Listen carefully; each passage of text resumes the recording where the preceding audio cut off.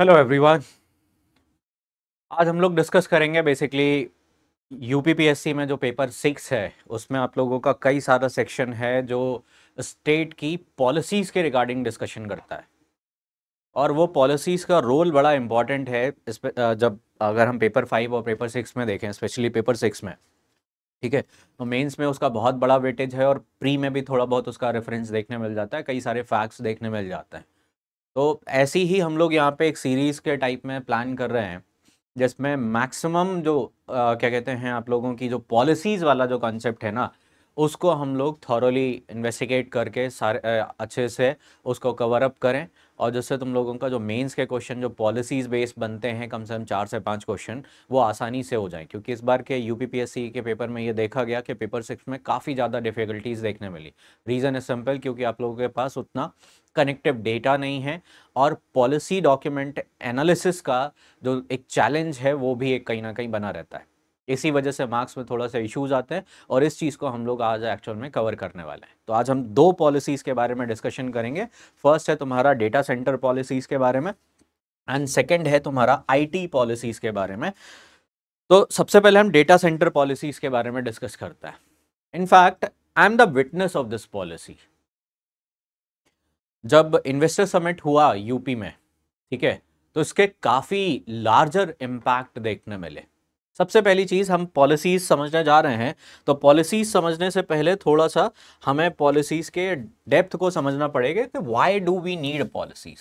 पहली चीज़ तो हमें ये चाहिए, why do we need policies.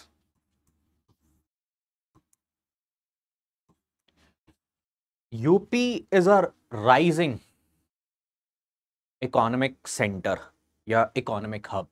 जैसे कि देखा होगा कि गवर्नमेंट की जो एम्बिशंस हैं they are much more larger, बहुत ज़्यादा बड़े हैं और लगभग 1 ट्रिलियन इकोनॉमी जो बनाने का प्लान है। अब 1 ट्रिलियन इकोनॉमी बनाने की बात हो रही है, इतने बड़ा यूपी का टारगेट रखा है हम लोगों ने, तो उसको कैसे फुलफिल करा जाएगा? तो गवर्नमेंट उसके लिए डिफरेंट डिफरेंट स्टेप्स लेती है। ठीक है, कि स्टेप्स के फॉर्मेट में कुछ पर्पस होते हैं उन स्टेप्स के, कि सपोज अब 1 ट्रिलियन बनाना है तो 1 ट्रिलियन के लिए हमें इंपोर्ट सेक्शन भी देखना पड़ेगा कि हमें चीप रॉ मटेरियल मिल जाए, हमें उस लेवल पे स्किल्स मिल जाए, हमें इन्वेस्टमेंट उस लेवल पे मिल जाए। ठीक है, अब इन्वेस्टमेंट वहां पे मिलेगा, जॉब्स क्रिएशन होंगी, जॉब क्रिएशन होंगी, वहां पे नया प्रोडक्ट्स फॉर्मेशन होगा, उसका एक्सपोर्ट होगा, तभी इकोनॉमी आगे बढ़ेगी, तभी हम 1 ट्रिलियन पहुंचेंगे। अब इन्वेस्टमेंट आएगी तो इन्वेस्टमेंट आने से पहले बहुत सारे टेक्निकल चैलेंजेस होते हैं। कोई ऐसा नहीं है कोई भी बड़ा बिजनेसमैन कि आया, तुमने फ़ोन किया और वहां पे आके वो इन्वेस्ट कर देगा अपना पैसा, नहीं। वो बहुत सारे ग्राउंड सर्च करता है। बहुत सारे ग्राउंड्स का मतलब कि वो इन्वेस्ट करने के पहले बहुत सारे रिबेट चाहता है।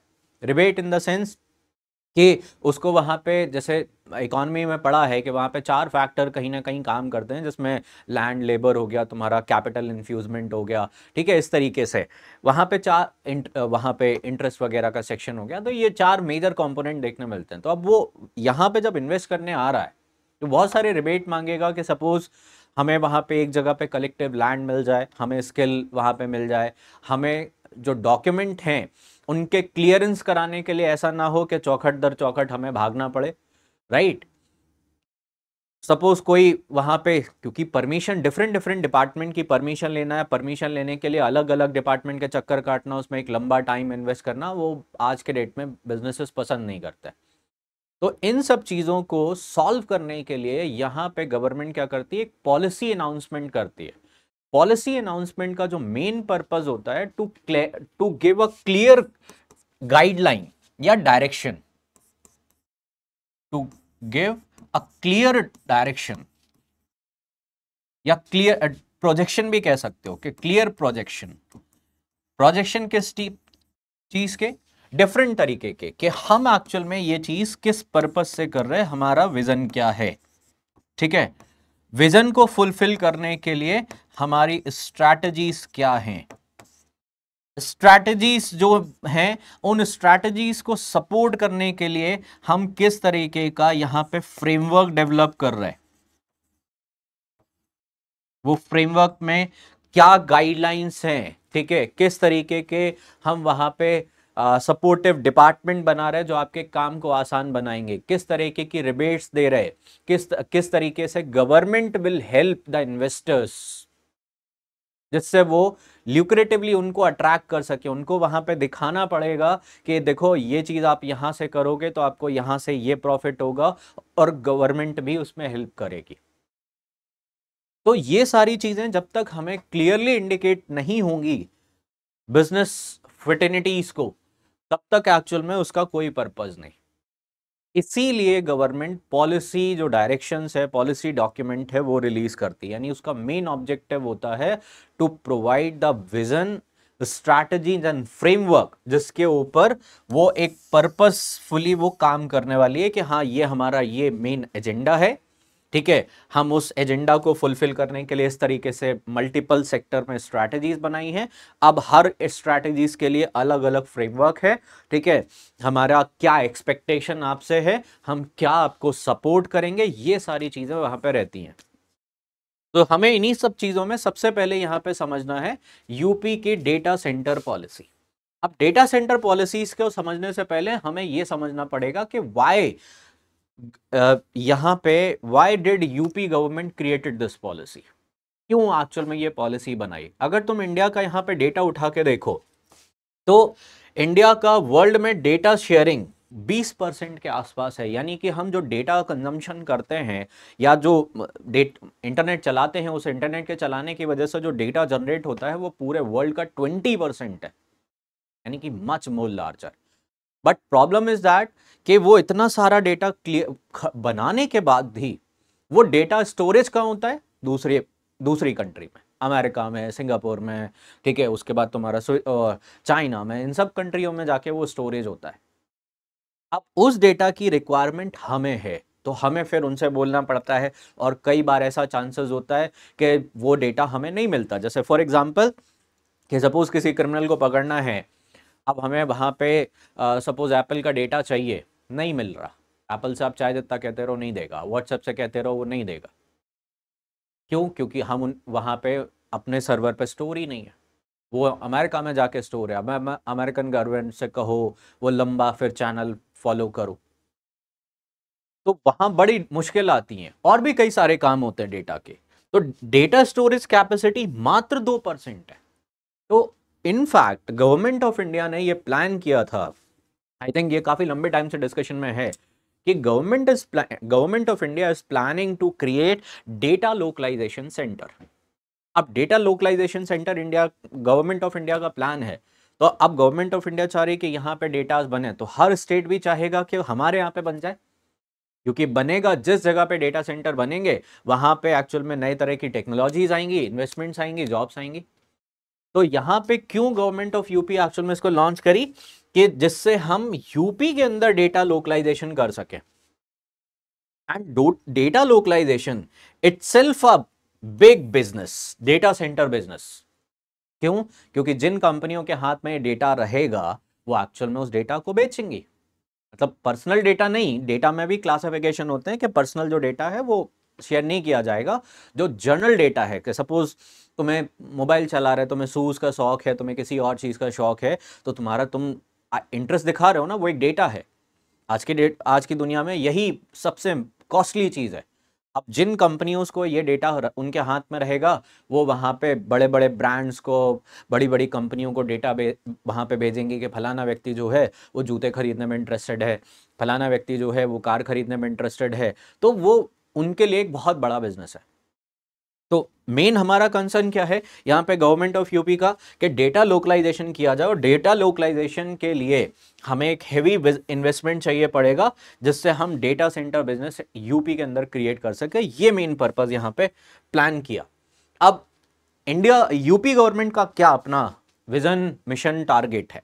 यूपी गवर्नमेंट ने टारगेट रखा है कि पूरे यूपी को जो है पूरे इंडिया में डेटा सेंटर इंडस्ट्री क्रिएट करी जाए। यानी कि जैसे आईटी इंडस्ट्री की बात करते तो बैंगलोर की बात आती है, राइट, ठीक है। फिल्म इंडस्ट्रीज की बात आती है तो मुंबई का नाम आता है। इसी तरीके से टारगेट है कि हम यहाँ पे डेटा सेंटर इंडस्ट्री क्रिएट करें, जो डेटा हब्स हैं वो यूपी में रहें। ये मेन मिशन है। अब उसके लिए यहाँ विजन है ये हमारा। अब उसके लिए क्या करना पड़ेगा, उसके लिए हमें वर्ल्ड क्लास यहाँ पे डेटा सेंटर इकोसिस्टम बनाना पड़ेगा। डेटा कोई नॉर्मल चीज तो है नहीं कि तुमने जाके उसको एक छोटी से पेन ड्राइव में लगा के वहां पे रोक लिया, वहां पे कलेक्ट कर लिया। बड़े बड़े सर्वर्स लगेंगे, उसके लिए एनर्जी इफिशिएंट सर्वर चाहिए, क्योंकि ये जो डेटा सर्वर होते हैं वो एनर्जी भी अच्छा खासा कंज्यूम करते हैं। तो यूपी गवर्नमेंट का जो टारगेट अकेला सिर्फ डेटा इंडस्ट्री क्रिएट करना नहीं, बल्कि मजेदार चीज ये है कि यहाँ पे ग्रीन डेटा सेंटर क्रिएट करना है। ग्रीन डेटा सेंटर का मतलब होता है जहां पे इको फ्रेंडली डेटा सेंटर हो, यानी कि या हम डिफरेंट डिफरेंट एस्पेक्ट्स का यूज करके उन डेटा सेंटर्स की एनर्जी इफिशियंसी को वहां पे मैक्सिमाइज करेंगे। यानी कि या तो हम उसको सोलर पे ट्रांसफर करके किसी तरीके से, या और डिफरेंट एस्पेक्ट्स भी होते हैं, क्योंकि जहां डेटा रखता है वहां पे कूलिंग सिस्टम ज्यादा हैवी चलता है, और उससे फिर कूलिंग सिस्टम चलेंगे तो इन्वायरमेंट को इम्पैक्ट तो होगा ही होगा, डिफरेंट डिफरेंट गैसेस रिलीज करके। तो उसके अल्टरनेटिव ढूंढे जा रहे हैं। तो यूपी का जो मेन टारगेट है ना, वो यूपी को एक्चुअल में ग्रीन डेटा सेंटर बनाना।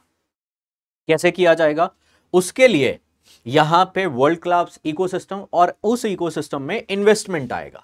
लेकिन मजेदार चीज यह है कि इस इन्वेस्टमेंट में सिर्फ बिग प्लेयर नहीं है। मिशन है कि MSME and startups will also participate, यानी कि बहुत सोची समझी प्लानिंग। ये डेटा सेंटर के लिए हैवी पैसे की रिक्वायरमेंट होगी, बिग इंडस्ट्रीज आएंगी वहां पे, they will invest, but at the same moment government ensure some portion of share should be provided to MSME and startup ecosystem।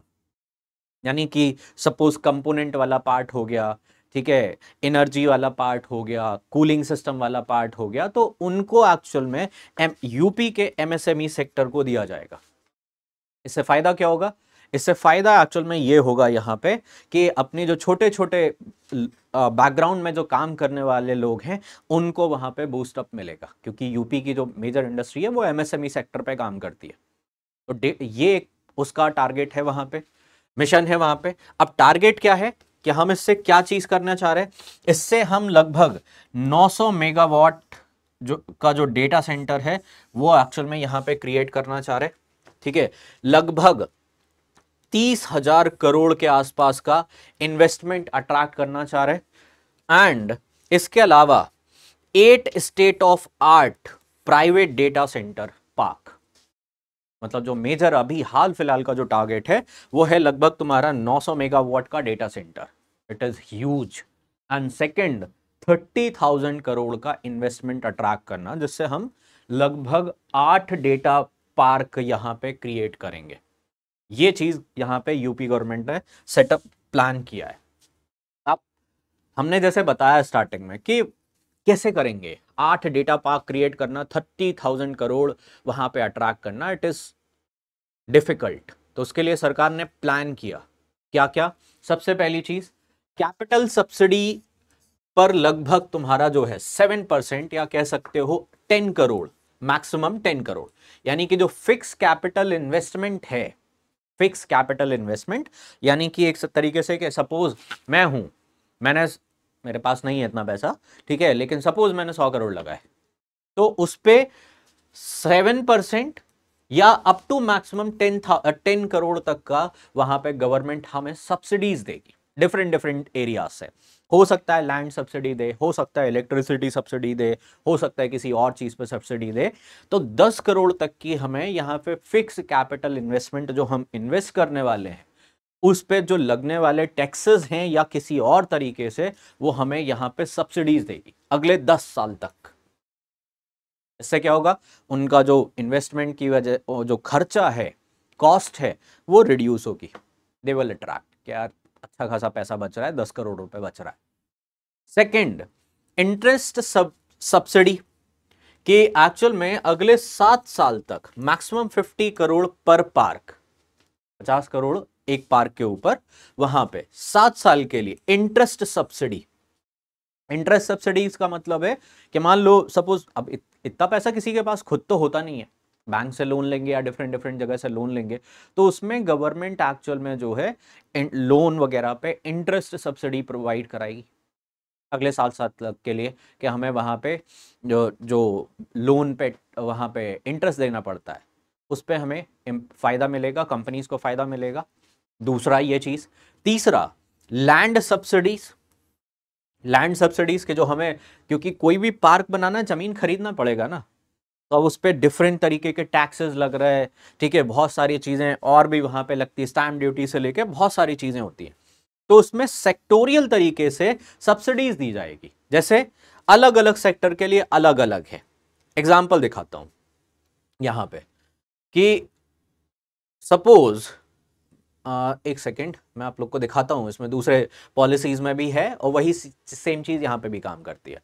कि सपोज हमने पश्चिमांचल वाला एरिया, जो गवर्नमेंट ने पश्चिमांचल डिक्लेयर कर रखा है, कि मान लो पश्चिमांचल एरिया में हम वहां पे डेटा पार्क बना रहे हैं, और हमने डेटा पार्क बनाया तो जॉब, जाहिर सी बात है हम जॉब देंगे। तो वहां पे अगर सपोज हमने 200 एम्प्लॉइज जो है वहां पे हायर करे, तो पर एकड़ लैंड पे हमें वहां पे सब्सिडीज दी जाएगी।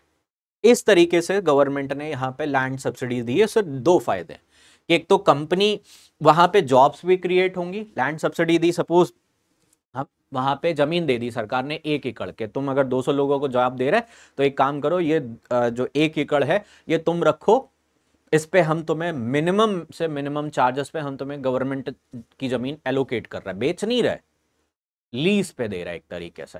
तो ऐसे ही यहां पे ये प्लान किया गया अलग अलग तरीके से। तो लैंड सब्सिडीज डिफरेंट डिफरेंट तरीके से हो सकता है कि 25% इन मध्यांचल एंड पश्चिमांचल, 50% तुम्हारा बुंदेलखंड पूर्वांचल वाले रीजन में, अप टू 75 करोड़ के अगर खरीद ही रहे हो तो वहां पे तुम्हें सब्सिडीज दे दी जाएगी।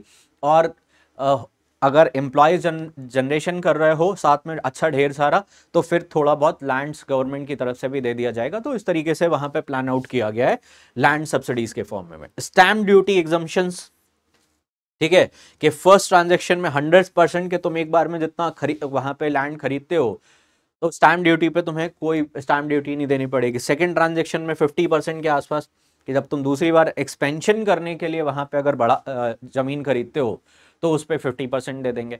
तो इससे क्या है कि इन्वेस्टर्स को अट्रैक्ट होने का मौका मिलता है कि कैपिटल सब्सिडीज भी मिल रही, इंटरेस्ट सब्सिडीज भी मिल रही, लैंड पे सब्सिडीज मिल रही, ठीक है, स्टैम्प ड्यूटीज पे भी एग्जम्पशंस हैं वहां पे, ठीक है, इलेक्ट्रिसिटी ड्यूटी एग्जम्पशंस कि अगले 10 साल तक इलेक्ट्रिसिटी ड्यूटीज, जो इलेक्ट्रिसिटी बिल्स आते हैं उन पे जो डिफरेंट ड्यूटीज लगती हैं, उनमें तुम्हारा 100% बिल, इलेक्ट्रिसिटी पे पूरा 100% छूट नहीं, जो ड्यूटीज लगती हैं उन ड्यूटीज पे 100% 10 ईयर्स के लिए वहां पे छूट दे दी जाएगी। ठीक है, dual grid supply system. Dual grid यानी कि जो हमने अभी तुम्हें बताया कि ग्रीन इफिशिएंट वहां पे डेटा सेंटर्स की बात हो रही। अब ग्रीन इफिशिएंट सेक्टर के लिए सोलर सिस्टम्स बेस वहां पे, कि अगर सपोज तुमने वहां पे डेटा पार्क बनाया और तुमने सोलर सिस्टम भी लगा लिया तो वो तुम्हारा सेंट्रल सिस्टम से कनेक्ट करके और उसमें तुम्हें वहां पे फायदा दिला देंगे। तो यहाँ पे गवर्नमेंट का प्लान है कि लगभग 3 डीसी पार्क जो हैं वो कहीं ना कहीं क्रिएट करे जाएंगे, जो एक्चुअल में डुअल पावर ग्रिड सप्लाई पे काम करेंगे। मतलब एटलीस्ट 3 तो होने चाहिए। तो यहाँ पे कोशिश करी जा रही है कि dual power grid power supply के ऊपर काम करे, जिससे ग्रीन डेटा सेंटर के जो सोलर एनर्जी बेस्ड वहां पे हो। इसके बाद transmission and wheeling charge exemptions, कि मान लो आने जाने में सामान इधर उधर करना है, ठीक है, हर कंपनी अपना कहीं ना कहीं वाहन वगैरह खरीदता है, ठीक है, तो इन पे भी तुम्हें वहां पे डिफरेंट डिफरेंट तरीके से कि इस पे तुम्हें छूट दे दी जाएगी। तो कई तरीके की रिबेट्स यहाँ पे दी जा रही हैं वहां पे डेटा सेंटर पॉलिसीज में, capital subsidies, interest subsidies, land हो गया, सब स्टैम्प ड्यूटीज हो गया, इलेक्ट्रिसिटी हो गया, डुअल पावर ग्रिड हो गया, ट्रांसमिशन एंड व्हीलिंग चार्ज पे एग्जम्पशन है। तो इस तरीके से इन्वेस्टर अट्रैक्ट होगा। अब इसमें से सारे पॉइंट तुम्हें आंसर में नहीं लिखना है, तुम क्या करोगे, सिंपली क्वेश्चन आएगा वहां पे इस पॉलिसीज के बारे में समझाइए, तो उसमें 3 से 4 कोई पॉइंट उठा लिए, इनमें से ये जो की फीचर हैं वो 3 से 4 उठाए और वहां पे मेंशन कर दिए। अब उसके बाद उसके इंपैक्ट क्या होंगे, गवर्नेंस, इंपैक्ट से पहले गवर्नेंस सिस्टम। अब ये तो छूट हो गई, लेकिन छूट एक्सेस करने के लिए सिस्टम क्या है, हम मुख्यमंत्री जी के यहाँ थोड़ी ना डेली डेली जाएंगे, हम किससे कांटेक्ट करेंगे, पॉइंट ऑफ कांटेक्ट कौन है, उसका प्रशासन कौन देखेगा। तो इसके लिए यहां पे एक नोडल एजेंसी बनाई गई है department of IT and electronics के अंडर में, एक सेपरेट एंटाइटीज बनाई गई। ठीक है, अब वो नोडल एजेंसीज जो है इसके तहत पॉलिसीज के तहत सेपरेटली एक नोडल एजेंसी बना दी, जिसको काम ही दिया कि भैया तुम एक्चुअल में डेटा सेंटर से रिलेटेड जितने भी लोग क्वेरी करने आ रहा है, जितने भी लोग इन्वेस्ट करने का प्लान कर रहे हैं, तुम हैंडल करो। तो नोडल एजेंसीज जो है तुम्हें उसे भी उनके लोगों से डायरेक्ट ढूंढना नहीं है, बल्कि एक निवेश मित्र करके ऐप है, उस निवेश एक पोर्टल है, उस पोर्टल पे जाके वहां पे तुम उनसे कनेक्ट कर सकते हो। वहां पे तुम्हें सारा चीज, जो जो फॉर्म बनने, जो जो तुम्हें डॉक्यूमेंट लगने, सारी चीज वहां पे सिंगल विंडो सिस्टम के तौर पे, तुम्हें कहीं क्लियरेंस के लिए भागना नहीं है। निवेश मित्र पोर्टल पे जाएंगे, सीधा वहां पे फॉर्म खोलेंगे, सारे डॉक्यूमेंट अपलोड करेंगे एंड देन सेंड इट। तुम्हें कहीं नहीं जाना, वो सारे वेरीफाई होंगे और तुम्हें अपने आप मोबाइल पे सारी अपडेट्स मिलते रहेंगे, कहाँ फाइल पहुंची, अगर कोई दिक्कत आती है, कोई डॉक्यूमेंट छूटता है, they will connect with you. तो इस तरीके से तुम्हारा टाइमली क्लियरेंस हो जाएगा। ठीक है, साथ में nodal agency will set up the dedicated project management unit. कि अब चलो मान लो तुम्हारा प्रोजेक्ट क्लियर, वहां पे सारी चीजें नोडल एजेंसी ने क्लियर कर दी कि हाँ इन्वेस्टमेंट में सब कुछ तुम्हारा क्लियर है। अब सेंटर बनाने में भी तो हेल्प चाहिए, जो लोकल रूल्स रेगुलेशंस हैं उसमें भी तो हेल्प चाहिए, असिस्टेंस चाहिए। तो यहां पे एक प्रोजेक्ट मैनेजमेंट यूनिट अलॉट कर दिया जाएगा, जो कि तुम्हें टाइम टू टाइम हर सिचुएशन में गाइड करेगा। इससे क्या होगा, इन्वेस्टर को सारी चीजें अपने आप मिलती चली जाएंगी, इससे फायदा होता है। अब इसका इम्पैक्ट क्या है? इम्पैक्ट क्या है? सबसे पहली चीज, जैसा हमने बताया कि गवर्नमेंट का खुद ही प्लान है कि वहां पे जॉब क्रिएशन करना। डेटा सेंटर, जैसे नए तरह के डेटा सेंटर खुलेंगे तो उन डेटा सेंटर्स को ऑपरेट, वहां पे सबसे पहली चीज मैन्युफैक्चर करने के लिए कई सारे वहां पे लोग लगेंगे, उनके वहां पे सिस्टम को सेटअप करने के लिए ट्रांसपोर्टेशन वाले लगेंगे। ठीक है, साथ में नए तरीके के इक्विपमेंट्स वहां पे इंस्टॉल होंगे, उनको ऑपरेट करने वाले लगेंगे। तो डिफरेंट डिफरेंट सेगमेंट्स में यहाँ पे जॉब क्रिएशन होगा, पहली चीज अच्छा खासा। दूसरा, डिजिटल ट्रांसफॉर्मेशन, क्योंकि डेटा सेंटर आएंगे तो डेटा सेंटर न्यू टेक्नोलॉजीज के साथ आते हैं। आज के डेट में डेटा बहुत यूज हो रहा है, तो डेटास वगैरह के साथ में क्लाउड कंप्यूटिंग, ठीक है, अपने आप पे जैसे तुम्हारा गूगल ड्राइव हो गया या तुम्हारा वहां पे वन ड्राइव हो गया, इस तरीके के कई सारे क्लाउड कंप्यूटिंग सिस्टम स्टार्ट होंगे।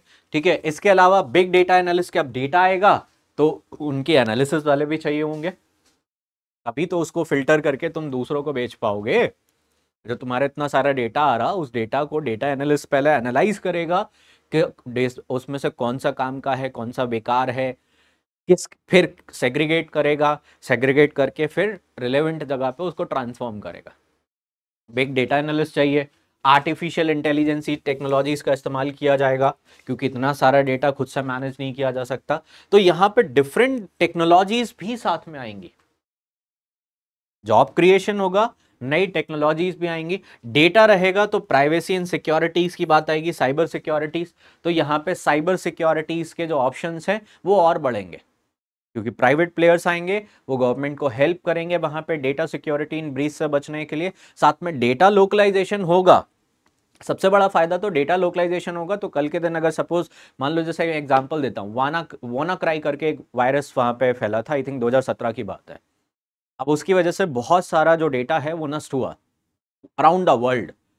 तो ऐसे में डेटा से यहाँ पे जब पूरा का पूरा सर्वर सिस्टम यहाँ रहेगा तो हम डेटा को आसानी से सिक्योर और रिकवर कर सकते हैं। कि अगर कल के दिन मान लो कोई इस तरह की सिचुएशन होती है तो हम सर्वर सिस्टम को ब्लॉक करके वहाँ से डेटा सिक्योर कर सकते हैं, डेटा रिकवर कर सकते हैं। जिस तरह की हमें डेटा गवर्नमेंट को रिक्वायर्ड है वो डेटा उनको आसानी से मिल जाएगा। तो ये चीज़ थोड़ा सा, और हमारा जो डेटा है पर्सनल इंडियंस का वो बाहर नहीं जाएगा, वो इंडिया में ही रहेगा। तो प्राइवेसी में हमारे यहाँ पे सिक्योरिटी रहेगी। सस्टेनेबिलिटी एंड एनर्जी इफिशिएंट, जैसा हमने बोला अभी कि वहां पे डुअल ग्रिड का प्लान है, 3DC सिस्टम्स वहां पे, 3DC बेस्ड पार्क का कॉन्सेप्ट वहां पे है। तो मेन जो फोकस है वो ग्रीन डेटा सेंटर्स के, हम एनर्जी इफिशिएंट डेटा सेंटर बना रहे हैं, प्लस हम ग्रीन एनर्जी पर रन करने वाले बना रहे हैं। तो वो एक sustainable energy efficient data centre होंगे। ठीक है, disaster recovery and business continuity, जैसा अभी हमने तुम्हें बताया कि अगर सपोज किसी तरह का यहाँ पे मेलवेयर अटैक, वायरस अटैक अगर होता है तो ऐसे में हम अपने डेटा को ईजिली सर्वर सिस्टम से रिकवर कर सकते हैं, ठीक है, उसको बिजनेस कम्युनिटीज के लिए यूटिलाइज कर सकते हैं। हमारे लिए यहाँ पे ये फायदा देखने मिलेगा, इसका ह्यूज इम्पैक्ट है। इनफैक्ट करंट में अगर तुम देखोगे तो ऑलरेडी गवर्नमेंट ने 3 यहां पे डेटा सेंटर ऑपरेशनलाइज कर दिए, ठीक है, 3 ऑलरेडी ऑपरेशनलाइज हो चुके हैं, ठीक है। एक लखनऊ में ऑलरेडी अभी एक एआई सिटी जो है वो लखनऊ में ही बन रहा है। अभी 3 में एक जो है योता D1 करके जो लगभग 5,000 करोड़ में बना है, वो एक्चुअल में कंट्री का बिगेस्ट डेटा सेंटर है, योता D1। ये तुम्हारे प्री के लिए भी काम है। तो ये एक्चुअल में 5,000 करोड़ का इन्वेस्टमेंट हुआ और कंट्री का सबसे लार्जेस्ट है, ठीक है। ये बना है तुम्हारा नोएडा में और लगभग 3 लाख स्क्वायर फीट के आसपास का यहाँ पे पार्क है ये, जो कि जिसके अंदर कैपेसिटी है 250 मेगावाट की, 250 मेगावाट का स्टोरेज कैपेसिटी के साथ है, ठीक है। और 20,000 करोड़ का आसपास इन्वेस्टमेंट और आने का प्लान है यहाँ पे। तो यहाँ पे 3 बन चुके हैं और अभी एक लखनऊ में एआई सिटीज के तौर पे और देखा जा रहा है। अब डेटास की वजह से यहाँ पे एक फायदा, एक चीज और देखने मिल रही है कि कई सारे मैन्युफैक्चर डेटास आएगा तो डेफिनेटली डेटा सेंटर्स का हम एफिशिएंटली यूज कर पाएंगे, उससे और सारी चीजों को भी इफेक्ट, वहां पे कनेक्टिविटी मिलती है कि आईटी प्रोजेक्ट्स वगैरह की अगर हम बात करें तो वहां पे काफी हेल्प हो जाती है। अब इसके बाद नेक्स्ट है वहां पे आईटी पॉलिसी। आईटी पॉलिसी पहले भी गवर्नमेंट ने, पिछली गवर्नमेंट ने भी ट्राई करा था कि बैंगलोर हो गया, पुणे हो गया, हैदराबाद हो गया, ये एक्चुअल में आईटी सेक्टर में काफ़ी काम कर रहा है, राइट, इनका काफ़ी वहाँ पे। लेकिन बैंगलोर की अगर सिचुएशन देखा हो कितनी इस टाइम पे बुरी है, reason because of the water scarcity, पानी की कमी की वजह से भी रिसेंट में इंसिडेंट देखने मिला था। तो ऐसे में सिचुएशन ये है कि अब जितने भी अभी तक आईटी हब हैं दे आर ओवर फ्लडेड और अब उनको अलग अलग जगह शिफ्ट करने का प्लानिंग चल रही है। तो ऐसे में एक अपॉर्चुनिटी है यूपी के लिए कि उनको यूपी में इंस्टॉल किया जाए। और आईटी सेक्टर के बारे में अगर बात करें ग्रोथ की, तो इंडिया का अगर हम ग्रोथ देखें तो on an average 9% per annum का ग्रोथ रेट देखा गया है और 2025 में 11.86 ट्रिलियन डॉलर के आसपास वर्ल्ड इकोनॉमी सिर्फ आईटी से रिलेटेड होगा, ठीक है। इंडिया के बारे में अगर हम बात करें आईटी यहां पे तो लगभग 227 बिलियन के आसपास सिर्फ 22 में, 2022 का फाइनेंशियल ईयर का डेटा है। और ये ईयर ऑन ईयर इंडिया की ग्रोथ करें तो 15.5% है, वर्ल्ड में 9% है, यहां पे 15.5% है। यानी कि इंडिया का जो आईटी सेगमेंट है वो बहुत तेजी से रन कर रहा है, स्पेशली जब आर्टिफिशियल इंटेलिजेंसी जैसी चीजें आई हैं ना, तब से और काफी ज्यादा तेजी से डिमांड हो रही है। तो अब ऐसे में टारगेट क्या है कि हमारा टारगेट है वर्ल्ड 350 बिलियन का रेवेन्यू अर्न करना 2026 तक आईटी सेक्टर से। और यूपी का भी अच्छा खासा कंट्रीब्यूशन है, ऐसा नहीं है। अगर नॉर्थ का आईटी हब देखा जाए तो यूपी को ही माना जाता है और सॉफ्टवेयर एक्सपोर्ट्स इंडस्ट्री में अच्छा खासा देखा जाए तो यहाँ पे 6th पोजीशन होल्ड करता है कंट्री के अंदर। तो हम एक अच्छी खासी पोजीशन पे हैं, लेकिन अभी भी ग्रोथ के एक्सेप्शनल चांसेस हैं, इसीलिए ये पॉलिसी लेके आ गया था। तो विजन क्या है गवर्नमेंट ऑफ यूपी का? पहला कि यहां पे ग्लोबल हब, ठीक है, एक लीडिंग ग्लोबल हब बनाना टेक्नोलॉजी का। सेकंड, उसके वर्ल्ड आईटी क्लास इंफ्रास्ट्रक्चर, जहां पे अच्छा खासा टैलेंट वहां पे काम कर रहा हो। इनोवेशन, जैसे इनोवेशन की बात हो रही है आज के डेट में, एआई बेस्ड इनोवेशन की बात हो रही है। लखनऊ में तो पूरा का पूरा सेंटर ही एआई से डेडिकेटेड बनाया जा रहा है। तो यहाँ पे innovative centre, cloud computer, cyber security बहुत बड़ा चैलेंज बन गया डीप फेक की वजह से, ठीक है। तो यहाँ पे काउंटर डीप फेक टेक्नोलॉजीज की रिक्वायरमेंट है, ठीक है। आर्टिफिशियल इंटेलिजेंसी का हम कैसे यूटिलाइजेशन कर सकते हैं, क्योंकि पूरा वर्ल्ड, अकेला हम इंडिया की बात नहीं कर रहे, पूरा वर्ल्ड आज की डेट में एआई के पीछे भाग रहा है। जैसे एआई में अकेला सिर्फ तुम एक सॉफ्टवेयर नहीं देख सकते, एआई का जो हॉराइजन है ना वो बहुत बड़ा है। एआई को देखो ऐसा समझते हैं, मैंने इनफैक्ट अभी इसके ऊपर एक पूरी किताब लिखी है, मैं तुम्हें अच्छे से समझाता हूँ एआई के बारे में। कि सपोज तुमने एक कहानी सुनी होगी मंदराचल पर्वत की, कि वहां पे एक पर्वत है जिसको यूज किया गया था वहां पे, क्या कहते हैं, समुद्र मंथन के टाइम पे, और एक रोप वासुकी नाग जो है वो यूटिलाइज किया गया था। तो जो तुम्हारा आर्टिफिशियल इंटेलिजेंसी है ना, वो आर्टिफिशियल इंटेलिजेंसी बेसिकली कुछ और नहीं बल्कि एक रोप है। और इस रोप को यूटिलाइज तुम कितना इफिशिएंट कर सकते हो, वो तुम्हारा मंदराचल पर्वत है, तुम्हारे सुपर कंप्यूटर या क्वांटम कंप्यूटर।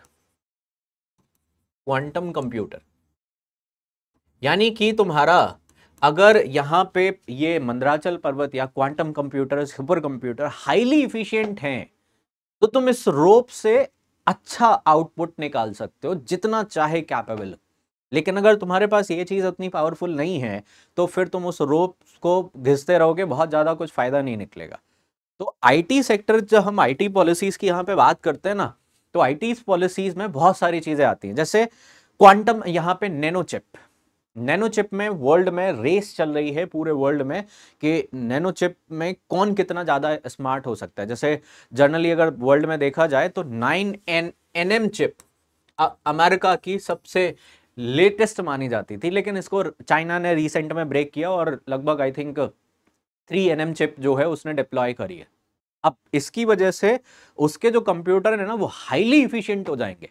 तो यहां पे इसी तरीके के इनोवेशंस की रिक्वायरमेंट है, और ये आईटी पॉलिसीज एक्चुअल में यहां पे हेल्प करेंगी। आईटी पॉलिसीज हो गई, इलेक्ट्रॉनिक, इसमें दोनों देखो, कोई एक पॉलिसी इंडिपेंडेंट नहीं चलती, वो पैरेलली चलती है, तो इसमें इलेक्ट्रॉनिक्स इंडस्ट्रीज भी कनेक्ट होगी। तो यहां पे हम आईटी पॉलिसीज के थ्रू उस रोप को और मजबूत करेंगे। और इलेक्ट्रॉनिक पॉलिसीज जो आएगी वो एक तरीके से मंदराचल पर्वत वाला है कि उसमें हम डिफरेंट तरीके के इलेक्ट्रॉनिक सेगमेंट्स को और एफिशिएंट बनाएंगे, दोनों का कोलैबोरेशन कराएंगे और उसको फिर हम 1 ट्रिलियन में ट्रांसफॉर्म करेंगे। तो यहां पे ड्राइविंग इनोवेशन के नए तरीके के इनोवेशंस करना, और सबसे बड़ी चीज यहां पे सस्टेनेबल इकोनॉमिक डेवलपमेंट। ऐसा नहीं है कि हम इकोनॉमिक डेवलपमेंट की तरफ ट्रांसफॉर्म करते चले जा रहे हैं लेकिन वो सस्टेनेबल ना रहे, फायदा नहीं है उस चीज का। यानी कि सिर्फ शॉर्टली है, बाद में फिर वो कोलैप्स कर जाए, कोई फायदा नहीं। और इन्वायरमेंट फ्रेंडली, आज के डेट में सबसे बड़ा चैलेंज तो है कि कोई भी टेक्नोलॉजी इन्वायरमेंट फ्रेंडली होनी चाहिए। अगर वो इन्वायरमेंट फ्रेंडली नहीं है तो वो बहुत रिस्की है। तो ये सारे सेगमेंट्स को यहाँ पे विजन को ध्यान में रखा जाएगा। अब ऑब्जेक्टिव क्या है, यहां पे कई सारे आईटी पार्क बनाए, आईटी सिटीज बनाए। दूसरा, इनोवेशंस, नई टेक्नोलॉजीज का, जैसे हमने कहा कि नई इनोवेटिव टेक्नोलॉजीज जैसे एआई। एआई एक सेगमेंट है, एआई के कई सारे, जैसे डू एआई, यूज एआई, ठीक है, डेवलप एआई। यूज एआई में क्या है कि तुमने जो एआई की जो कोडिंग करी है, एआई जो फ्रेमवर्क बनाया है उसका यूटिलाइजेशन है। बट डू एआई यानी कि तुम्हारा वहां पे एआई को ही डेवलप करना। सपोर्टिव एआई सिस्टम अलग हो सकते हैं, जनरेटिव एआई सिस्टम अलग हो सकते हैं। तो इसी तरीके से यहां पे इनोवेशंस प्रमोट करना, स्पेशली आर&डी प्रमोट करना, कि डिफरेंट डिफरेंट तरीके से हम यहां पे नई नई चीजें आईटी सेगमेंट्स में डेवलप करते चले जाएं। साथ में कैपेसिटी बिल्डिंग। कैपेसिटी बिल्डिंग का मतलब है कि यंग वर्कफोर्स, कि हमारे पास इस लेवल पे स्किल वाले लोगों को भी हमें ट्रेन करना पड़ेगा। तो इसमें सबसे अच्छी चीज यही है कि यहाँ पे गवर्नमेंट ने खुद ही इनिशिएटिव लिया है कि हम अपने जो यंग माइंडेड्स हैं उनको वहाँ पे ट्रेन भी करेंगे, कि जो लोग भी हम जिनको बुलाएंगे उनसे वहाँ पे ट्रेनिंग सर्टिफिकेशन कोर्सेज के लिए उनको वहाँ पे एक तरीके से चार्ज अप करेंगे कि तुम एक्चुअल में नई टीम्स को वहाँ पे जनरेट करो, इस तरह के कोर्सेज चलाओ, और उसका कॉस्ट गवर्नमेंट वियर करेगी। तो इस तरीके से प्लान आउट किया गया कि यंग वर्कफोर्स डेवलप करें जो एक्चुअल में आईओटी वगैरह पे काम कर सके, डेटा एनालिटिक्स पे काम कर सके, वर्चुअल रियलिटीज पे काम कर सके, मशीन लर्निंग, आर्टिफिशियल इंटेलिजेंस पे काम कर सके, ये फोकस किया गया। इन्वेस्टमेंट एज यूजुअल, कि ये सारी चीजें बिना इन्वेस्टमेंट के पॉसिबल नहीं है, तो इन्वेस्टमेंट लाना। एक्सपोर्ट ओरिएंटेड, अकेला सिर्फ यहां नहीं कि हम उस छोटा सा सॉफ्टवेयर बना के इंडिया में बेच रहे हैं, ग्लोबल लेवल पे एक्सपोर्ट्स को इन्हांस करना। जैसे हमारे लिए चाइना में एक्सपोर्ट करना एक बहुत बड़ा हर्डल है। क्यों? चाइना में एक्चुअल में चाइनीज लैंग्वेज में सॉफ्टवेयर चाहिए। तो यहाँ पे कुछ ना कुछ इस तरीके के आइडियाज ढूंढे जाएंगे कि हाँ हम उस मार्केट को कैसे टैप कर सके। तो कोशिश करी जाएगी कि ट्रेन करा जाए यूरोपियन मार्केट को, अमेरिकन मार्केट को, वहां पे ट्रैप किया जाए, स्पेशली अपने इंडो पैसिफिक रीजन में। आज की डेट में जो है हर कोई आईओटी की तरफ मूव कर रहा है, चाहे फिलीपींस की बात करें, चाहे हम सिंगापुर की बात करें, चाहे श्रीलंका की बात करें, इवन पाकिस्तान की भी बात करें, तो वो भी इस चीज पे फोकस करता है। तो यहाँ पे एक्सपोर्ट ओरिएंटेड वहां पे फोकस किया जाए, एम्प्लॉयमेंट ऑटोमेटिकली जनरेट होगा जब इतनी सारी चीजें होंगी, और पूरे रीजनल डेवलपमेंट होगा। जहां पे भी ये आईटी ये पार्क बनेंगे, सॉफ्टवेयर पार्क बनेंगे, वहां ऑटोमेटिकली उस रीजन में वहां पे डिफरेंट तरीके की जॉब्स जनरेट होंगी, पूरा रीजनल का ओवरऑल डेवलपमेंट होगा। लोग काम करने जाएंगे तो वहाँ पे होटल इंडस्ट्री भी आएगी, ठीक है, और जैसे नोएडा वगैरह में तुमने देखा होगा, तो पूरा रीजनल डेवलपमेंट का इनिशिएटिव रहता है ये। अब की हाइलाइट्स देखें तो सरकार ने क्या किया, यहाँ पे भी कैपिटल सब्सिडीज के लगभग 10% की, मैक्सिमम 50 करोड़ की वहाँ पे कैपिटल के जो तुम इन्फ्यूज करोगे उसमें वहाँ पे सब्सिडीज देगी 10%। 25% reimbursement on the cost of land, कि अगर तुमने सपोज कोई लैंड परचेज करी है तो उसका जो कॉस्ट का 25% वो तुम्हें वापस कर देगी अप टू द 50 करोड़। तो यानी कि तुम्हारी लैंड कॉस्ट कम हुई। 10% of operating expenses covering lease rental, bandwidth expense, data centre, cloud services, power charge, यानी कि जो तुम्हें उस चीज को चलाने के लिए डिफरेंट डिफरेंट सपोर्ट चाहिए, कि डेटा वहाँ पे इंटरनेट चाहिए, वहाँ पे तुम्हें रेंट पे कोई चीज़ लेनी पड़ रही है, क्लाउड सर्विसेज ले रहे हो तुम उस चीज़ के लिए, तो उस पर तुम्हें 10% का ऑपरेशन जो कर रहे हो उस ऑपरेशन पे तुम्हें वहाँ पे 10% दे दिया जाएगा एक तरीके से, वहाँ पे 20 मैक्सिमम 20 करोड़ तक, यानी कि तुम 20 करोड़ तक यहाँ पे बचा सकते हो। जो तुमने इन्फ्यूज किया उसका जो ऑपरेशन कॉस्ट आ रही है उसकी 10% सरकार वहाँ पे बियर करेगी। 100% स्टैम्प ड्यूटी एग्जम्पशंस, कि अगर तुमने कोई चीज परचेज करी है लैंड वगैरह तो उस पर स्टैम्प ड्यूटीज पे छूट, ठीक है।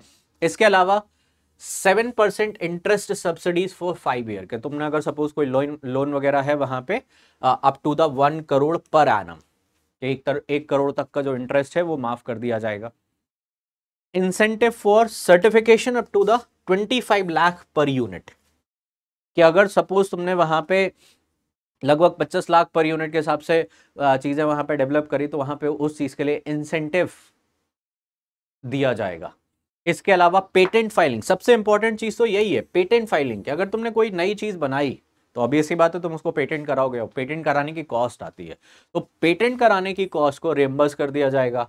रिक्रूटमेंट में असिस्टेंट, कि अगर वहां पे 20,000 रुपए पर एम्प्लॉय के हिसाब से तुम्हें रिक्रूटमेंट में असिस्टेंस मिलेगी, ठीक है। अगर तुम वहां पे उनको ट्रेन करते हो तो 50% ऑफ कोर्स फी, मान लो तुमने एम्प्लॉयज लिए, उनको ट्रेनिंग पे तुमने डिफरेंट ऑर्गेनाइजेशन से एसोसिएट कराया, उनका कोर्स को सर्टिफिकेशन कराया, तो वहां पे 50% कोर्स फी सरकार बियर करेगी, यानी कि लगभग 50,000 रुपए पर कैंडिडेट के हिसाब से।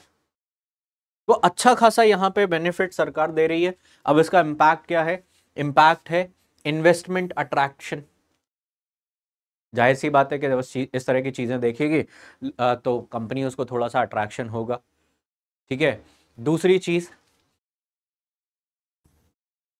इनोवेशन, के फॉरेन जैसे एफडीआई वगैरह आता है, आजकल कई सारी बाहर की कंपनियां इंडिया में इन्वेस्ट करने के लिए तैयार हैं, क्लाउड कंप्यूटिंग वगैरह के लिए, जैसे माइक्रोसॉफ्ट वगैरह है, ठीक है, गूगल है, गूगल ने कई सारे कंपनीज के छोटे छोटे कंपनीज के साथ टाई अप करके वहाँ पे इस तरह का काम शुरू किया।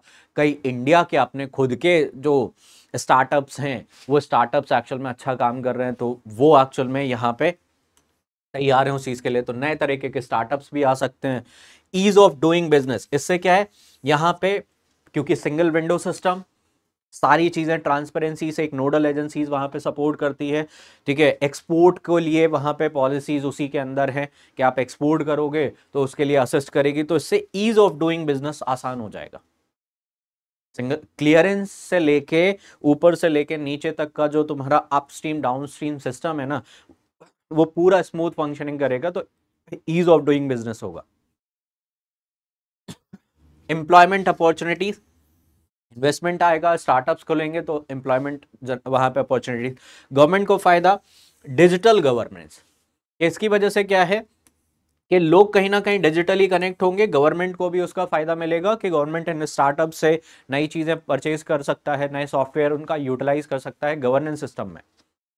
तो यहाँ पे डिजिटल गवर्नेंस का कॉन्सेप्ट धीरे धीरे यूपी में काफी तेजी से बढ़ेगा। जैसे एग्जांपल के तौर पे इंडिया का सबसे बेहतरीन डिजिटल गवर्नेंस का एग्जांपल है आज की डेट में यूपीआई।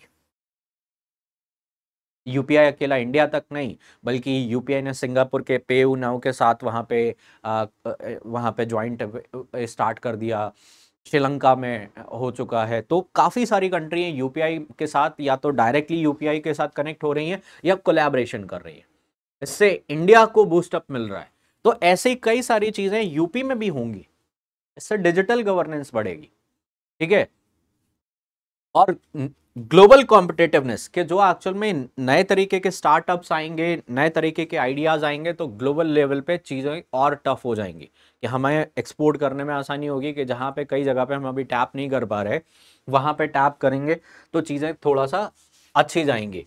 और यहाँ पे हाई टेक इंफ्रास्ट्रक्चर, साथ में ग्रीन, जो हमने बोला कि मेन सेगमेंट वो यहीं पे है, green IT practices. Green IT practices का मतलब है इको फ्रेंडली, एनवायरमेंट फ्रेंडली, कि हम वहां पे उनको इफिशिएंट बनाएंगे। ठीक है। वहां पे इलेक्ट्रिसिटी कंजम्पशन से लेके एनवायरमेंट फ्रेंडली सारी चीजें वहां पे फोकस करेंगे, सोलर एनर्जी, रिन्यूएबल एनर्जीज को टारगेट में रखते हुए। तो वो चीज यहां पे देखने मिलेगी, ये इसका इम्पैक्ट है। अब अगर तुम देख सकते हो अभी टोटल कितने वहां पे काम कर रहे हैं, कानपुर, लखनऊ, प्रयागराज एंड नोएडा, ये चार, और मेरठ। ठीक है, पांच। ये पांच में ऑलरेडी सॉफ्टवेयर टेक्नोलॉजी पार्क मौजूद है, कानपुर, लखनऊ, प्रयागराज, नोएडा एंड मेरठ। तीन रिसेंट में और बने हैं, 3 से 4, आगरा, बरेली, गोरखपुर एंड बनारस, 4। यानी कि यूपी में 9 सॉफ्टवेयर पार्क जो है वो ऑलरेडी डिप्लॉय होने वाले हैं। मतलब 5 हैं। आगरा, ये पुरानी न्यूज है, आगरा में अब शुरू हो चुका है। यहाँ पे बरेली, गोरखपुर और बनारस, इनमें शुरू होने वाला है, मतलब इन पे काम ऑलरेडी चल रहा है। तो 9 हो गए। ठीक है। जिसकी वजह से लगभग 5,000 लोगों को डायरेक्ट एम्प्लॉयमेंट मिला है। डायरेक्ट एम्प्लॉयमेंट यानी कि उस वहां पे डायरेक्टली जॉब कर रहे हो, और उसकी इन पार्क की वजह से आसपास का जो और इनडायरेक्ट एम्प्लॉयमेंट है वो अलग। तो उसका इम्पैक्ट कहीं ना कहीं दिखना यूपी में शुरू हो गया है, और यही मेन ऑब्जेक्टिव है। और यही चीज एक्चुअल में अगर तुम देखोगे तो रिसेंट में जब अभी यूपी में G20 के टाइम पे इन्वेस्टमेंट समिट हुई थी, इन्वेस्टमेंट समिट में ये चीज़ सामने विजिबल हुई थी। कई सारे लोग वहाँ पे प्लेटफॉर्म पे आके डिस्कशन कर रहे, गवर्नमेंट के साथ कोलैब होना चाह रहे। तो इस चीज़ों का इम्पैक्ट धीरे धीरे दिखना शुरू हो रहा है। तो अभी नेक्स्ट वाले सेगमेंट में हम लोग फिर और 2-3 पॉलिसीज़ के बारे में डिस्कस करेंगे। तब तक एंजॉय करिए, टेक केयर, बाय बाय।